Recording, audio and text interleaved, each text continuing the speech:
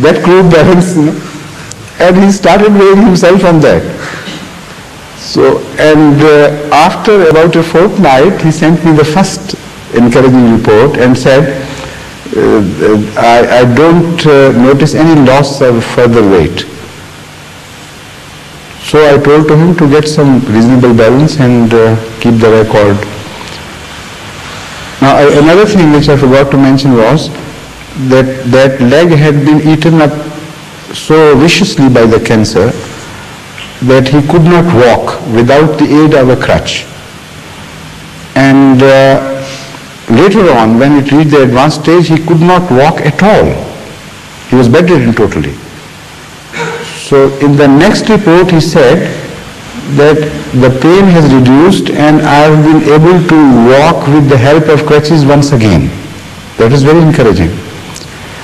And within the end of that period, 6 months, instead of reporting to heaven, he reported back to his office for work. He lived for how many years afterwards? It was in 62. He died only 3 years ago, I suppose. He lived that long afterwards. So nothing is impossible. All I want to say is that in majority of cases, of course, we see such diseases to prove to be fatal. But to say that something is positively going to be fatal, that is wrong, both from religious point of view and from human experience as well. Mr. Lawyer. Any other question, please? Yes? Perhaps we are not introduced to Mr. Abdul Rashid Chaudhry, who asked the first question, and Mr. Bashir Hayat. They are the two stalwarts we have here, who have always pocketfuls of questions. And once they start, then there is no undoing them, Assalamu alaikum, Hazur. Hazur, I have two questions in mind, but one I'll ask, I think, because one has already Yes, been... you have two questions in mind, and how many in the pocket? There are several here. Pardon? There are several here. Several. Right, yes. One has been already answered partly regarding Nasakh wa Mansukh abrogation. I'll ask later that. If it has already been asked, why should you repeat it? Hazur has explained half of the question. Okay. All right, I see now. Today's, I'll ask another question which is taking short time, and Okay. I'll ask that later. Okay. You reserve the right. Yes, I understand. The use of tasbihs, that is rosary, was not seen by me. Tasbih. Pardon? The use of tasbihs, that is rosary, was not seen by me, practiced by the companions of the promised Messiah, alayhi salam. Would Hazur kindly explain how the use of tasbih was introduced in Muslim society, and what is Hazur's opinion regarding the use of it? Tasbih was entirely, Tasbih, I must explain because there are certain guests here who wouldn't know what Tasbih is. There is a string with beads, and with a set number, specific number of beads, 99 they are, and on the top there is one larger bead, or the handle with which they hold, that is counted as 100th.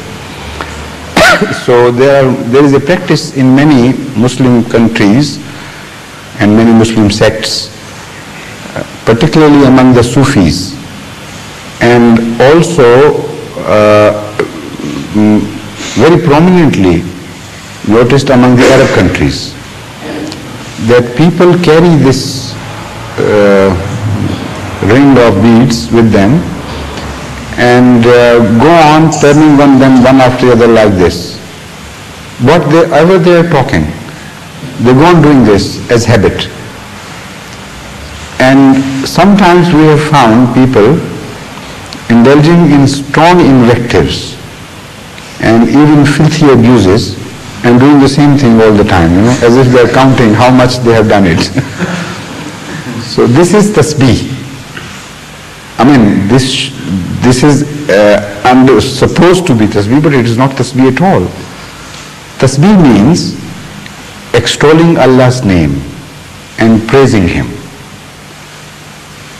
And how it started, I'll further now explain that. It has its foundation in an instruction of the Holy Prophet of Islam, peace be upon him, where he specifically mentioned the number of certain words used in extolation of Allah. So say Alhamdulillah, Allahu Akbar, Subhanallah, Allahu Akbar, Alhamdulillah. And what are the other words? Subhanallah, Alhamdulillah, Allahu Akbar. No, these are the three words. And Allahu Akbar is to be counted according to the instruction 34 times, and Subhanallah, Alhamdulillah and Alhamdulillah 33 times each. So that makes it 100. And in other traditions as well, we find reference to a certain specific number regarding certain recitations and certain extollations of Allah's praises. So, despite this fact that this number was specifically mentioned, we find no reference whatsoever to people of Hazrat Sallallahu Alaihi Wasallam, the Holy Prophet's age, themselves having invented such devices, nor in the generation to follow, nor in the generation to follow.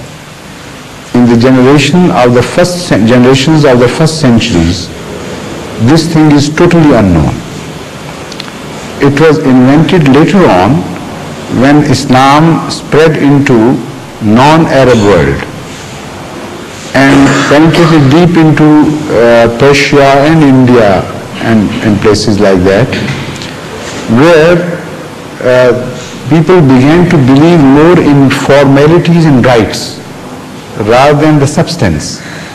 So they wanted something to enhance their faith and to give them satisfaction of doing something obviously which would produce miraculous results. So many superstitious practices cropped up, and this is one of those, because it also had positive roots in the tradition that you should do it 100 times. They said you will forget reading it 100 times. And also, I think there was some necessity too. Not that these things were done with bad intentions by all the people. I'm inclined to believe that some of the holy people who agreed to this practice did it because they knew many illiterates could not count beyond say 10 or 20. So how could they comply with these orders? So they invented this device or accepted this device that if you finish it one whole, that would be 100 and you have done it. So it was initially invented to fulfill the instruction carried out in this tradition, either to enhance the faith and confidence of the people and to give them a palpable thing, or perhaps to help those who were illiterate.